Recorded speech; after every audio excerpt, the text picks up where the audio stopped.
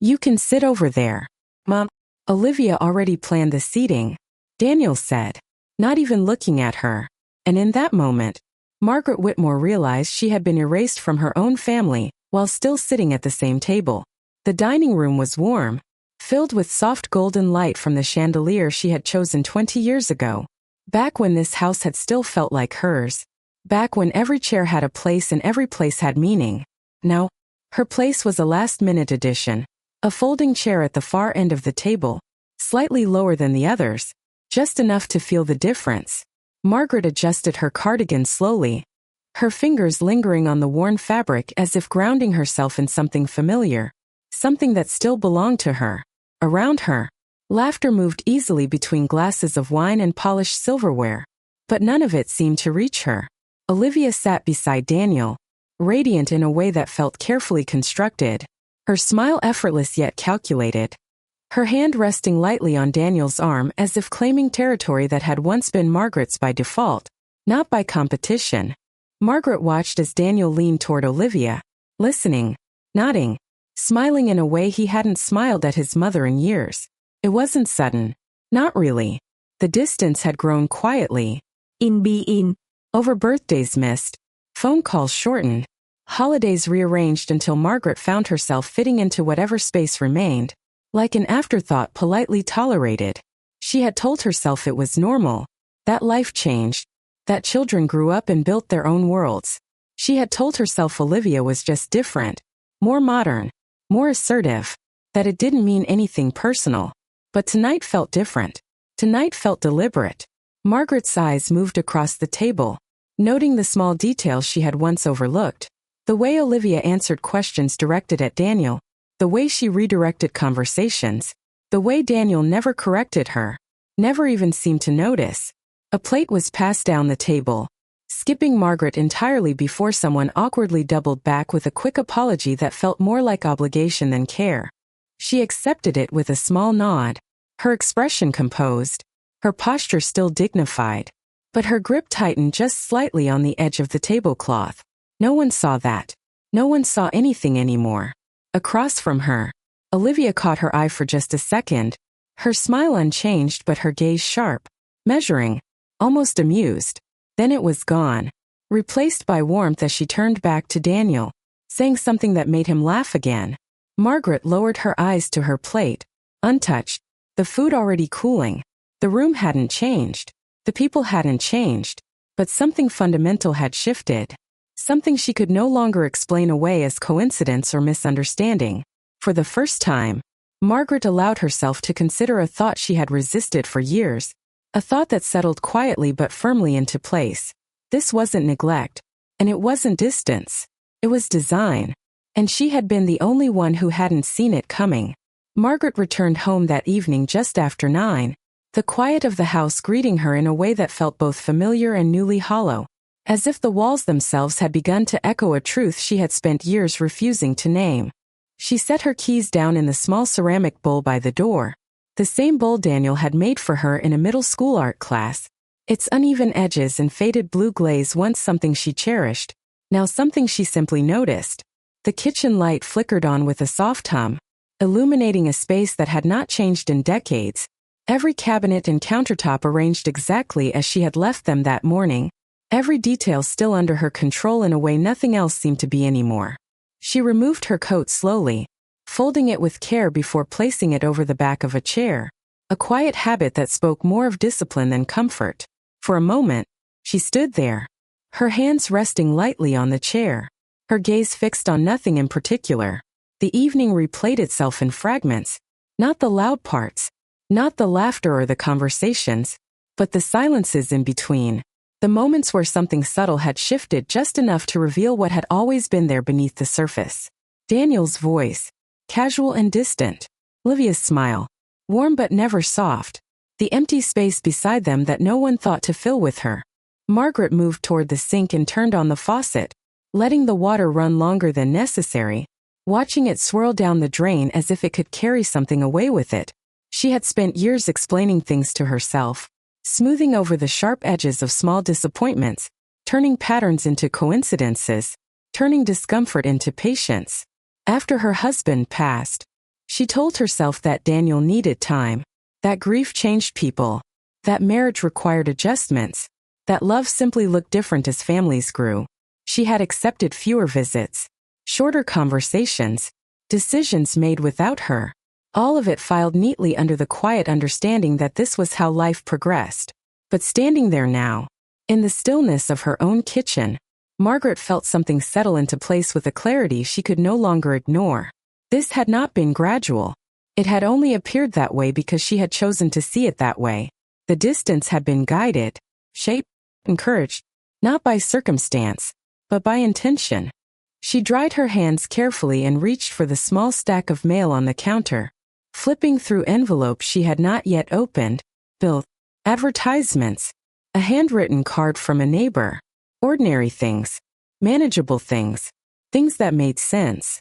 Unlike the quiet realization forming in her mind, piece by piece, connecting moments she had dismissed, conversations she had forgotten, expressions she had misunderstood.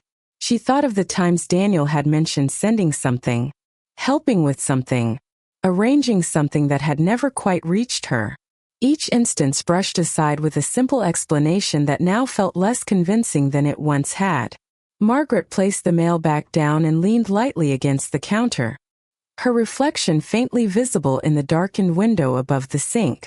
She studied it for a moment, not with sadness, not even with anger, but with a calm, measured awareness that felt unfamiliar and yet entirely steady. For the first time in years, she was not trying to fix what she saw. She was simply observing it. And in that quiet observation, a new thought emerged. Not rushed, not emotional, but precise and undeniable. If something had been taken from her, then it had gone somewhere, and she intended to find out exactly where. The next morning arrived with a quiet clarity that Margaret had not felt in years, the kind that did not rush or overwhelm but settled slowly, like sunlight spreading across the kitchen floor in measured lines. She woke earlier than usual, long before the neighborhood stirred, and moved through her routine with deliberate precision, each action steady, controlled, almost rehearsed. The coffee maker hummed softly as it filled the air with a familiar scent, one that once meant comfort but now simply marked the passage of time. Margaret stood by the window, her hands wrapped around the warm mug, watching the empty street outside as if expecting something to reveal itself in the stillness. Nothing did. And yet, something had already changed. She set the mug down untouched and walked to the small desk in the corner of the living room, the one she had used for years to organize household bills and personal documents. The drawers slid open smoothly, revealing neatly stacked folders labeled in her careful handwriting, a system built over decades of discipline and order. Margaret began pulling them out one by one, placing them on the desk in precise rows, her movements calm but purposeful. There was no hesitation now, no second-guessing, only a quiet need to confirm what her instincts had already begun to suspect. She started with the most recent bank statements, scanning each line slowly, her eyes moving with practiced attention, catching details that might have once escaped her notice.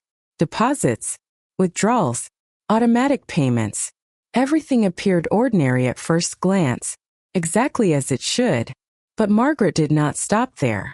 She reached further back, pulling older records, comparing numbers, dates, patterns. Took time, more than she expected. But she did not rush. She had spent years overlooking things. She would not make that mistake again. As the morning light grew brighter, a subtle inconsistency began to take shape, not obvious, not dramatic, but persistent enough to demand attention. A series of expected transfers, small monthly amounts Daniel had mentioned more than once in passing, were nowhere to be found. Not delayed, not misfiled, simply absent. Margaret paused, her fingers resting lightly on the paper as her gaze fixed on the numbers in front of her. She remembered the conversations clearly now, Daniel's casual tone as he reassured her that everything was taken care of, that she did not need to worry about expenses, that he had arranged support to make things easier for her after her husband passed. At the time, she had smiled and thanked him. Even though she had never seen the results of those arrangements, she had assumed there had been some confusion, some delay, something she had misunderstood. But now, looking at the records laid out before her, that explanation no longer held. Margaret leaned back slightly in her chair, her expression unchanged, her posture still composed, but her mind moving quickly, connecting details that had once seemed unrelated. Olivia's frequent involvement in Daniel's affairs, the way she managed schedules, conversations, even finances with a quiet authority that had gone unquestioned, the subtle redirections whenever Margaret asked simple questions, had all been there, hidden in plain sight. Margaret gathered the papers carefully, aligning their edges before setting them into a single stack. Her movements were precise, controlled, almost ritualistic, as if maintaining order in these small actions allowed her to process the larger truth forming beneath them. She stood and walked back to the window, her reflection faint against the glass, the morning now fully awake outside. For a long moment, she said nothing, did nothing, simply observed the world as it continued unchanged. Then, slowly, almost imperceptibly, her expression shifted, not into anger, not into sadness, but into something far more resolute, because what she had found was not a mistake, and it was not an accident. It was a decision, and decisions, Margaret understood, always left a trail. Margaret did not call Daniel that day, and she did not confront Olivia, even though the evidence now sat neatly arranged on her desk, quiet but undeniable. Instead, she closed the folder and placed it back into the drawer with the same care she had used for years, as if nothing had changed, as if everything were still exactly as it had been. But something had changed, and she could feel it in the way she moved through the house, in the way she paused before picking up the phone, in the way she no longer reached for explanations that made other people comfortable. By late afternoon, she put on her coat and drove across town, not to visit family, not to run errands, but to follow a detail she had almost forgotten. The bank branch Daniel had once mentioned, the one where he said he had arranged everything for her convenience. It was a modest building, familiar in the way most places become when you pass them often but rarely enter. Margaret stepped inside with steady composure, the quiet hum of conversations and the soft tapping of keyboards filling the space. She waited her turn, her posture straight, her expression calm, giving no indication of the questions forming beneath the surface. When she was finally called forward, she greeted the young man behind the counter politely and asked, in a voice that was neither hesitant nor demanding, about any accounts or transfers that might have been set up in her name over the past 2 years. The request was simple. The response was not immediate. The man checked, then checked again, his expression shifting slightly as he navigated through the system. Margaret watched him without impatience, her hands resting lightly on the counter, her gaze steady but not intrusive. After a few moments, he looked up and offered a careful explanation, one that was professional, neutral, but clear enough for her to understand. There were records, he said, but they were not under her direct access. The accounts had been established with authorized management, linked through a secondary party who had full control over the distribution and communication. Margaret nodded once, slowly, as if confirming something she had already begun to accept. She did not ask who that secondary party was. She did not need to. There had only ever been one person who positioned herself between Daniel and everything else, one person who filtered information, redirected decisions, and quietly reshaped the structure of the family without ever announcing it. Olivia. The name did not need to be spoken. It was already there, filling the silence between questions and answers. Margaret thanked the man for his time, her voice composed, her manner unchanged, and turned to leave without drawing any attention to herself. Outside, the air felt cooler than she expected, the late afternoon light casting long shadows across the parking lot. She paused beside her car for just a moment, her hand resting on the door handle, her reflection faint in the glass. There was no confusion left now. No uncertainty to soften the edges of what she had discovered. The missing transfers were not an oversight. The absence of communication was not an accident. It had been organized, controlled, and maintained with quiet precision. Margaret opened the car door and sat inside, closing it gently behind her. She did not start the engine right away.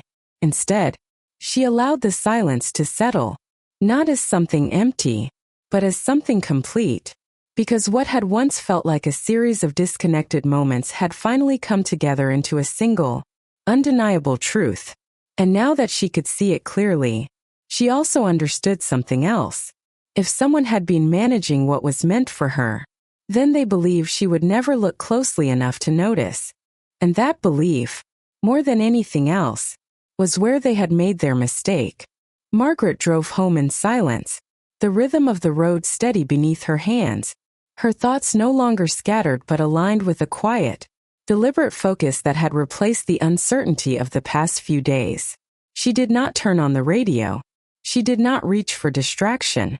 Instead, she allowed the clarity to settle deeper, solidifying into something she could rely on. By the time she pulled into her driveway, the sun had already dipped low, casting long shadows across the front lawn, the same lawn she had maintained for decades, every inch once a reflection of the life she and her husband had built together.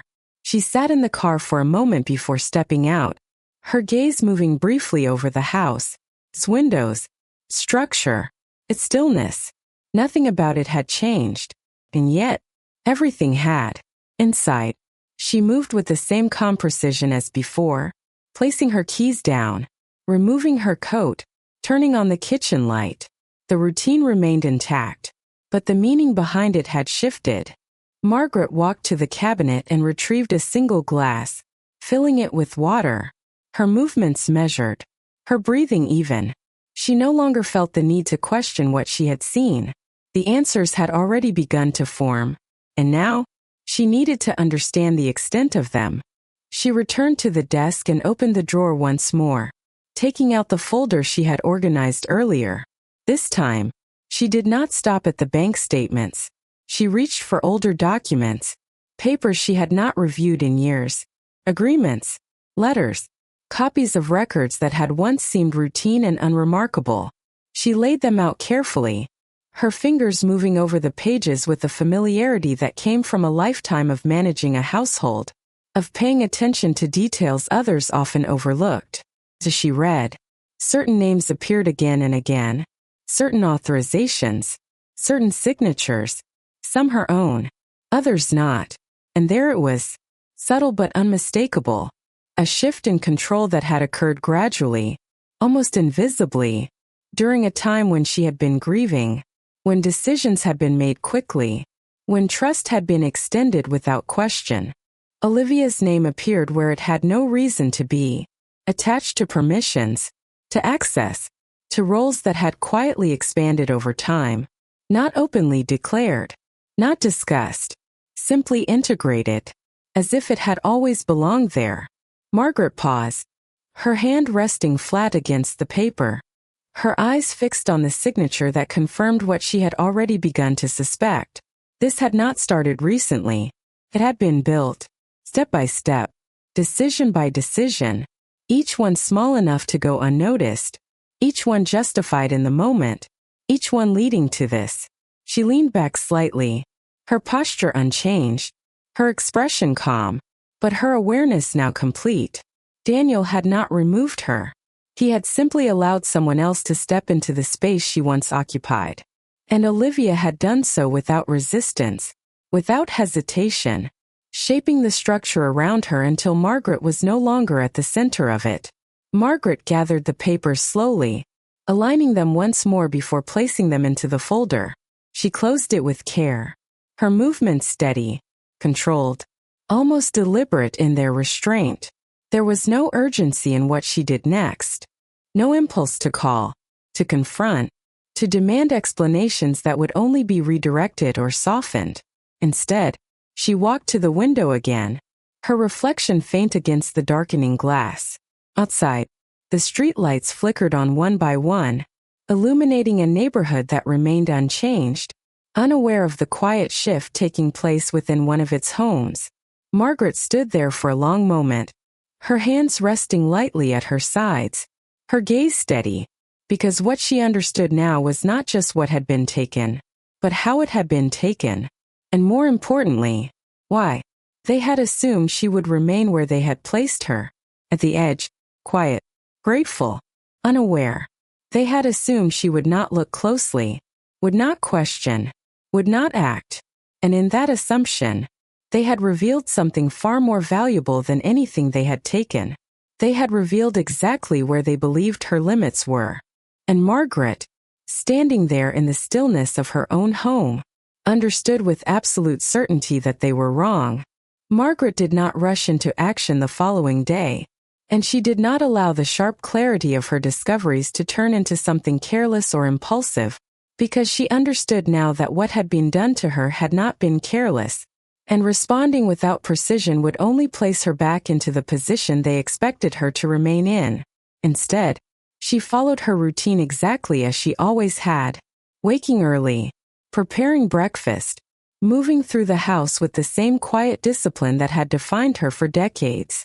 If anyone had been watching, nothing would have appeared different, and that was exactly what she intended.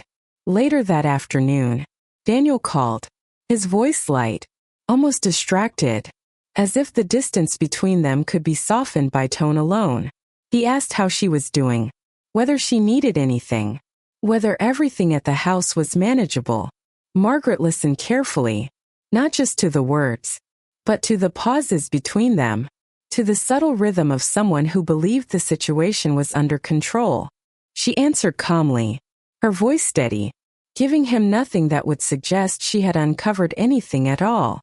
She thanked him for his concern, told him she was doing fine, that everything was exactly as it should be. There was a brief silence on the other end, almost imperceptible, as if he had expected something else, something more dependent, more uncertain. When the conversation ended, Margaret set the phone down gently, her expression unchanged, but her understanding sharpened even further. Daniel was not asking because he did not know. He was asking to confirm that what had been arranged was still holding, and that meant Olivia had been communicating a version of Margaret that was incomplete, controlled, and convenient. That evening, Margaret opened her laptop, something she did not do often, but when she did, she approached it with the same methodical focus she had applied to everything else. She began reviewing account access, permissions, and linked contacts, moving carefully through each section, noting what had been altered, what had been added, what had been quietly shifted out of her direct control. Each detail reinforced what she already knew, but more importantly, it revealed how it had been maintained without disruption. Olivia had not taken anything abruptly. She had integrated herself into the structure until the structure no longer functioned without her. Margaret sat back slightly, her eyes steady on the screen, her hands resting calmly in her lap. This was not just about money or documents or access. It was about position, about authority, about who was seen, and who was no longer considered necessary. And for the first time, Margaret understood that what had been happening was not something she needed to stop immediately. It was something she needed to let continue, just long enough to understand its full shape. Because once something like this was exposed too early, it would change, adapt, retreat into something harder to trace. But if left untouched, it would reveal itself completely. Margaret closed the laptop slowly, her movements deliberate, her breathing even. She stood and walked through the house, turning off lights one by one, her presence moving through each room with quiet certainty. Nothing had been taken from her that she could not reclaim. But reclaiming it would require more than confrontation. It would require patience. It would require timing. And most of all, it would require allowing them to believe that everything was still exactly as they had planned it. Margaret paused in the hallway, her hand resting lightly against the wall, her gaze steady ahead. Because now, for the first time, she was no longer reacting to what had been done. She was preparing for what she would do next. 2 days later, Margaret accepted an invitation she would have once declined, a casual dinner at Daniel and Olivia's house, the kind of evening that had become increasingly rare and carefully orchestrated over the years. She arrived precisely on time, her posture composed, her expression calm, carrying a small dessert she knew would likely go untouched but brought anyway out of habit more than expectation.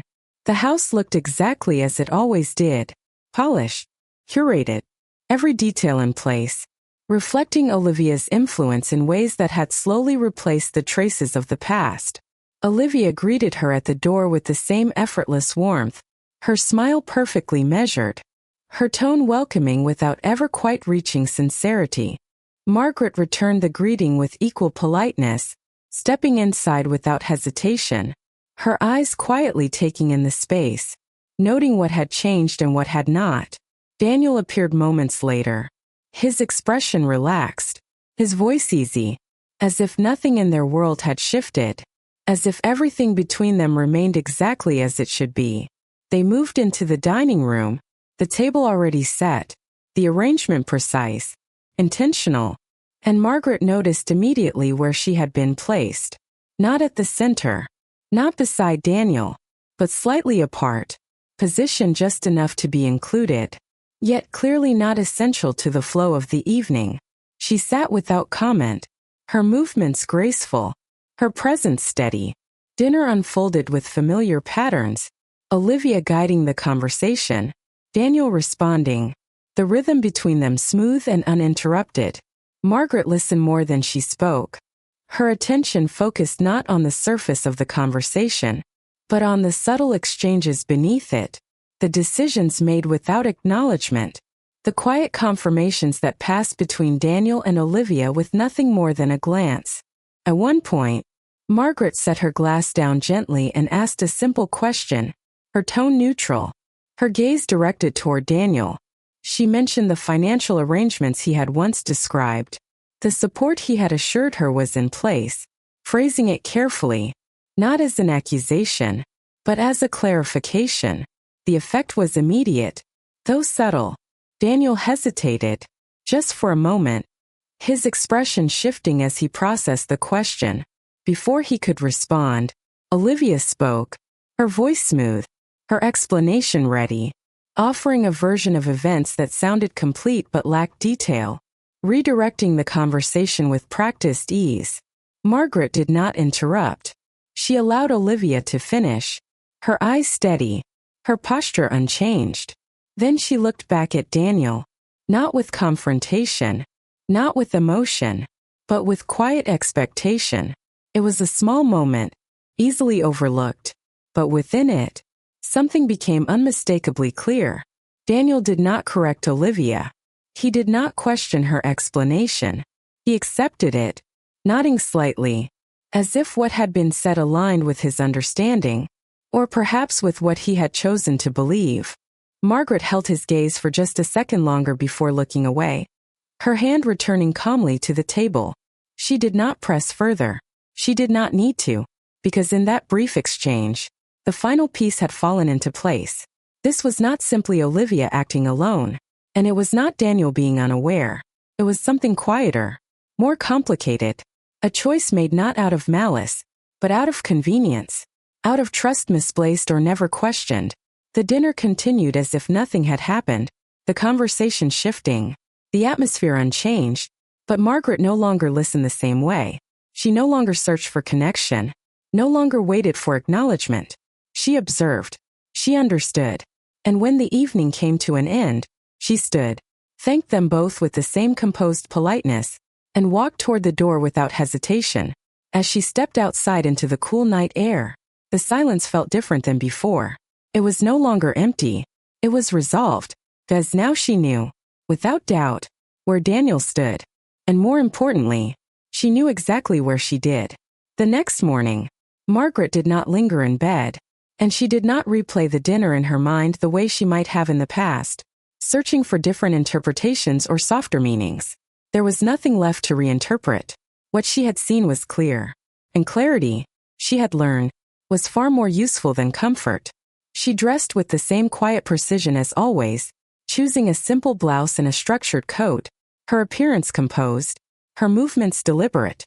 By 9 o'clock, she was already out the door, her destination not announced to anyone, not even to herself in words, but fully formed in intention. The office was located downtown, in a building she had not visited in years, one she associated with paperwork, decisions, and the kind of conversations that shaped lives without ever raising their voices. Margaret stepped inside with steady confidence, her posture straight, her gaze calm, as if she belonged there, as if she had always belonged there.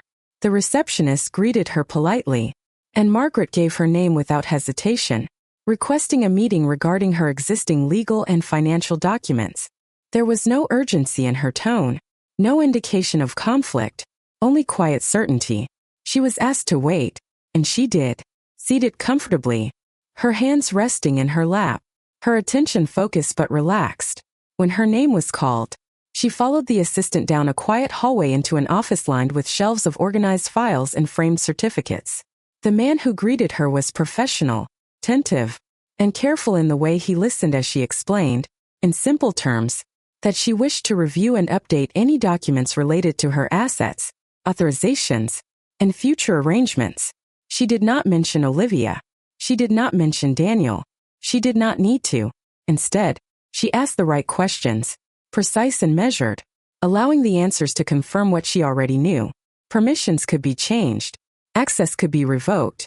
Control could be reestablished, not through confrontation, but through documentation, through structure, through decisions made quietly and executed thoroughly. Margaret listened, asked for clarification where needed, and then, without hesitation, began the process.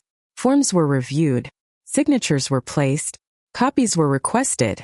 Each action was small on its own, almost insignificant in isolation, but together, they formed something far more substantial. They shifted authority. They redefined access. They restored a boundary that had been gradually erased without her awareness. When the meeting concluded, Margaret stood, thanked the man for his time, and gathered the documents with the same care she had shown everything else. There was no visible change in her expression, no outward sign of satisfaction or relief, only a quiet steadiness that had replaced something older, something more uncertain. Outside, the city moved as it always did, cars passing, people walking, conversations blending into a steady background of motion and sound. Margaret paused briefly on the sidewalk, the folder held securely in her hand, her gaze forward, her posture unchanged. Nothing about the world had shifted. Nothing had announced what she had just done. And that was exactly as it should be. Because what mattered was not what others could see. It was what they would no longer be able to control. Margaret walked to her car and placed the folder carefully on the passenger seat before getting in, her movements calm, unhurried. She started the engine and pulled away from the curb, merging into traffic with quiet precision. There would be no immediate reaction. No saben que enfrentaschen. No dramatic shift in behavior. Instead, there would be silence. The same silence they had grown accustomed to. The same silence they believed meant compliance. But now, that silence carried something else entirely. Something they had never considered. Something they would not recognize until it was too late. Because for the first time since all of this had begun, Margaret was no longer inside the structure they had built around her. She was outside of it. And she was the one deciding what would happen next. Margaret did not reach out in the days that followed, and she did not alter her routine in any visible way, allowing time to move forward exactly as it always had, steady and predictable, the kind of rhythm people rarely question until something disrupts it. She watered her plants in the morning, checked her mail in the afternoon, and took her evening walks along the same quiet streets, her presence blending seamlessly into the life she had built long before anyone thought to redefine her place within it. And that was precisely what she intended. Because what had changed was not what others could see, but what they could no longer access. It happened a week later. Quietly, without announcement, without warning, Daniel called again. His voice less relaxed this time, a subtle tension beneath his words as he asked a question that seemed simple but carried something else underneath it. He mentioned an account, a transfer, something that no longer aligned with what he expected to see. Margaret listened, her tone calm, her responses measured. offering no immediate explanation, only a gentle acknowledgement that things sometimes change when details are reviewed more carefully. There was a pause on the other end, longer than before, the kind that suggested uncertainty rather than control. Olivia's voice appeared faintly in the background, not clear enough to understand, but present enough to confirm what Margaret already knew, that this conversation was not happening in isolation, that every question was shared, filtered, and interpreted through the same lens that had shaped everything else. Margaret did not rush to clarify. She did not provide answers that would ease their confusion or restore their sense of control. Instead, she allowed the silence to do what it had always done best, reveal what people expected to remain hidden. When the call ended, she placed the phone down with the same quiet precision she had used for everything else, her expression unchanged, her posture steady. Cross town, things were no longer as seamless as they had once appeared. Access points that had always functioned without question now required verification. Assumptions that had gone unchallenged now met resistance.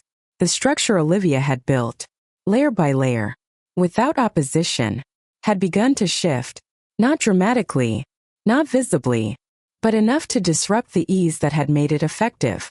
Margaret did not need to witness it directly. She understood it in the tone of Daniel's voice, in the hesitation that had replaced certainty, in the subtle absence of confidence that had once defined his conversations. Days passed, and with each one, the balance suggested further, not through confrontation, but through the quiet restoration of what had always belonged to her. Margaret continued her life without interruption, her movements unchanged, her demeanor consistent, her presence steady in a way that required no validation. She did not reclaim her position by asking for it. She redefined it by no longer allowing it to be taken. And in that shift, something else became clear. Something that did not need to be spoken aloud to be understood. They had believed she would remain where they had placed her, quiet, unaware, dependent on the structure they controlled. They had believed she would never step outside of it, never question it, never see it for what it was. But they had been wrong. Margaret stood by the window that evening, the soft glow of the room behind her reflecting faintly against the glass, her gaze steady as she looked out into the quiet street. There was no anger left, no need for it, no desire to prove anything to anyone, because what mattered was already done.